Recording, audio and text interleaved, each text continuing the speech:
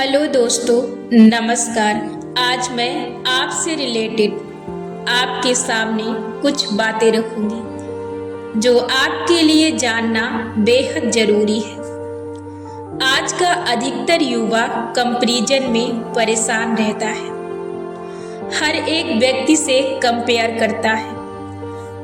कहीं कोई व्यक्ति अपनी हाइट को लेकर, कहीं कोई व्यक्ति अपने रंग को लेकर, कहीं कोई व्यक्ति अपने बॉडी में कोई परिवर्तन के कारण हमेशा परेशान रहता है और जिस कारण से वो डिप्रेशन और एंजाइटी का शिकार बन जाता है, जिसका कुछ खास पॉइंट मैं आपको बताती हूँ कि हमारी बॉडी में कोई परिवर्तन नहीं हो सकता है।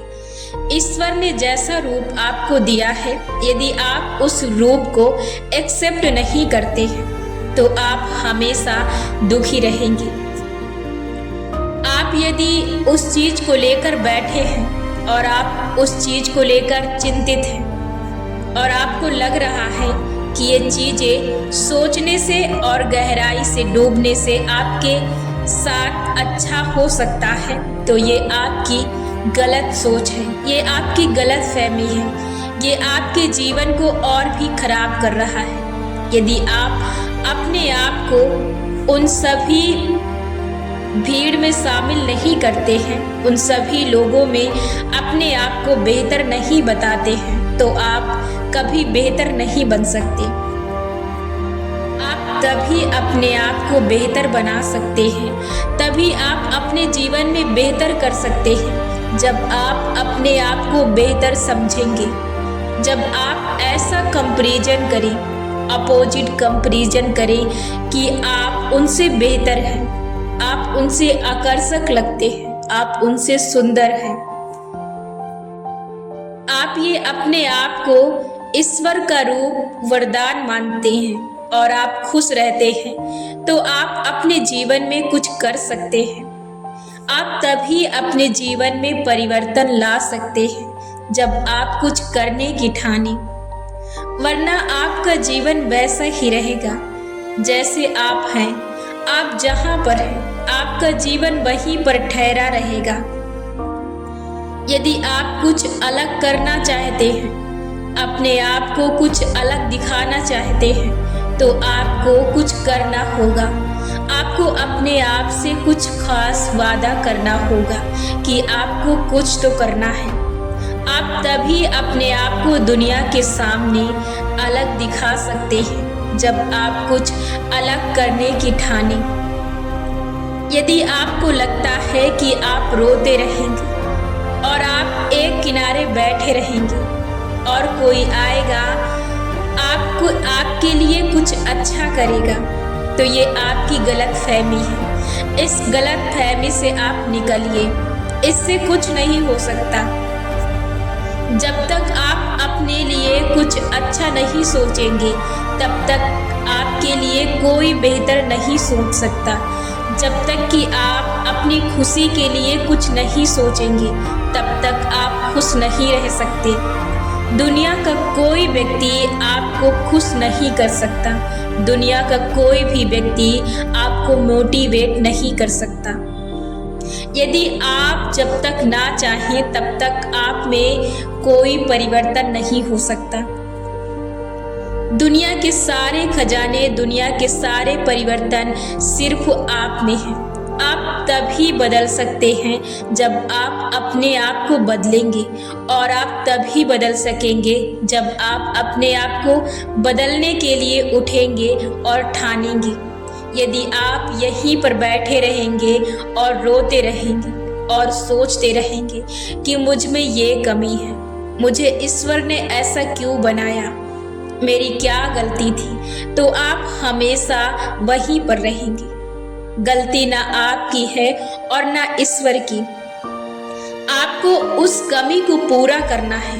ईश्वर ने आपको अधूरा दिया है और आपको पूरा बनना है, तो आप पूरा बनने के लिए कुछ करें, कुछ ठाने, तभी आप पूरा बन सकते हैं।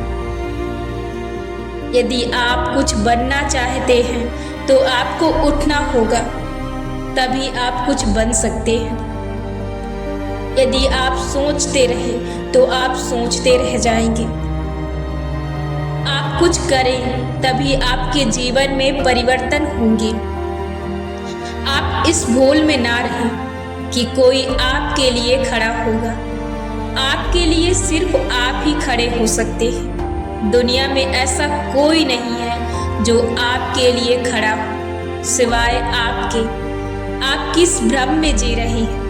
आप यदि इस भ्रम में जी रहे हैं कि आपके लिए कोई है, कोई खड़ा होगा, तो आप इस भ्रम को तोड़ दीजिए और अपने लिए कुछ शुरू कीजिए। कुछ सीखिए और उससे उठिए, नहीं तो आपके जीवन में परिवर्तन नहीं हो सकता। यदि आपको लगता है कि बैठने से, रोने से कोई परिवर्तन होगा, तो आप में कोई परिवर्तन नहीं आ सकता जब तक कि आप अपने आप को पूरी तरह से बदलने के लिए कुछ सीखे ना। जब तक कि आप अपने आप को बदलने की चाह ना रखें, तब तक आपको कोई नहीं बदल सकता। तो उठिए, कुछ करिए और अपनी एक अलग पहचान बनाइए। आप अपने उस रूप को बदलिए। आप तभी उस रूप को बदल सकते हैं, एक अलग रूप दे सकते हैं, जब आप कुछ करें तब। यदि आप इसी सोच में रहेंगे कि मैं ऐसा हूँ, मैं दुखी हूँ, मेरे लिए कोई कुछ करेगा, तो कोई नहीं करेगा। आप उन चीज़ों को छोड़कर अपने लिए कुछ बेहतर करें।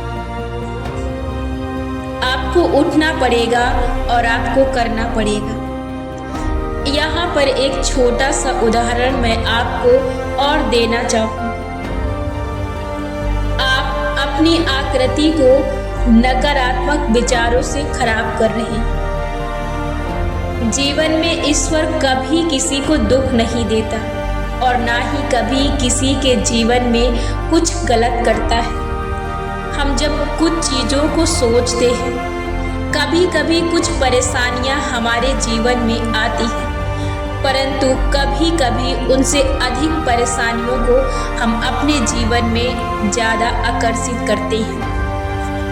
हमारे जीवन में आखिर दुख क्यों आते हैं? जब किसी के साथ कोई घटना घटती है तो हम उस वक्त उस चीज़ के बारे में सोचते हैं। जब हम उस चीज़ के बारे में गहराई से सोचते हैं तो हम उस चीज़ को एक बार अपने आप पर भी कल्पना करने लगते हैं कि ये चीज़ें किसी समय पर कहीं मुझ पर तो नहीं होंगी।